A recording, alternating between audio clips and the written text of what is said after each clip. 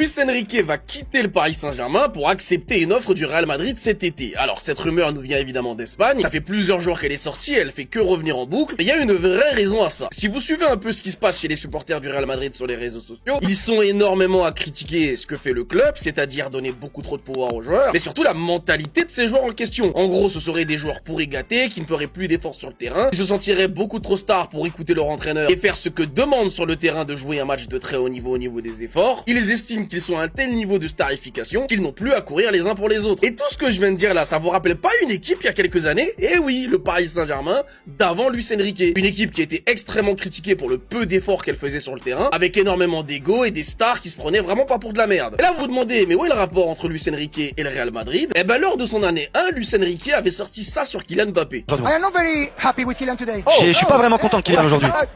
Why? Because managers are so strange.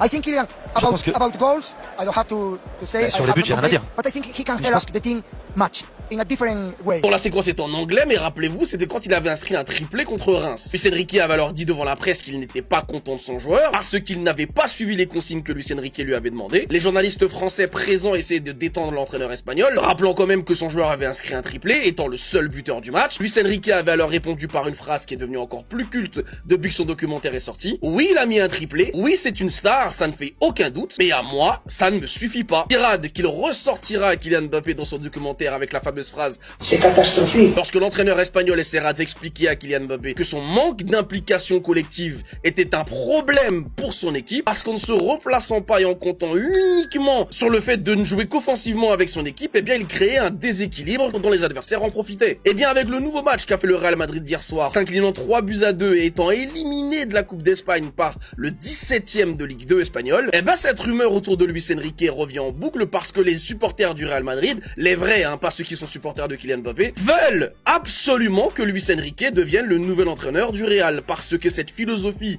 qu'il a imposée au Paris Saint-Germain et qui a changé littéralement le destin du club, eh ben les supporters du Real la veulent dans leur club. Alors si évidemment il y a 0% de chance, même si Luis Enrique devait partir du Paris Saint-Germain, qu'il signe au Real Madrid tellement il déteste ce club, ça vous montre quand même qu'au Real Madrid il y a quelques supporters qui savent quand même réfléchir, qui se rendent bien compte que l'influence qu'apporte le capitaine de l'équipe de France a littéralement baisé le cerveau de la plupart des joueurs du Real Madrid, et qu'il va falloir que les joueurs reviennent à la source pour qu'ils puissent recommencer à avoir des résultats. Mais après avoir donc perdu la finale de la Super Coupe d'Espagne, être éliminé de la Coupe d'Espagne, vu ce que le Real est capable de produire sur le terrain, il y a très peu de chances que cette équipe aille chercher la Ligue des Champions, encore moins la Liga avec ce que le Barça est capable de produire, et donc on se dirigerait vers une saison pour le Real Madrid qui serait complètement blanche. Saison blanche? Qu'est-ce qu'une saison blanche? Tu regardes les matchs? En fait, actuellement, vous ne savez pas à quel point j'envie les Barcelonais. Est-ce qu'aujourd'hui, dans notre club au Real Madrid, vous avez un seul joueur qui aurait pu faire cette action-là de Rafinha sur le but de Gonzalo Garcia? Vous vous rappelez ou pas? Rafinha qui te sort le saut à la CR7 pour empêcher cette balade d'entrer en pleine lucarne. Malgré qu'il y avait eu but derrière, tous les Barcelonais étaient unanimes, ils ont loué l'engagement de Rafinha. Et on voit à quel point ce genre de joueur peut faire la différence. Non mais dites-moi, aujourd'hui au club, quand vous regardez le Real Madrid, aujourd'hui au club, quel joueur a autant d'engagement? Il n'y en a plus, hein. C'est là que je me rends compte qu'il y a du boulot encore dans notre club. Aucun de nos joueurs ne dégage du leadership. Nos joueurs n'ont plus d'âme. Ils n'ont plus d'engagement. Limite, on a l'impression qu'ils sont au Real Madrid parce qu'ils sont dans de bonnes conditions. Espagne, c'est beau, ils peuvent bien profiter. Ils ne nous donnent même pas envie de regarder le foot. Encore, à la limite, tu peux perdre des matchs. Il n'y a pas de souci. Mais avec un manque d'engagement pareil. Non, les Barcelonais, profitez bien. Profitez bien. En plus, ce mec-là, il n'a même pas eu son ballon d'or. Après, Dembélé le méritait largement. Mais vous avez osé propagander Yamal à la place de ce mec-là. Il a fini quel rang, là? 5e?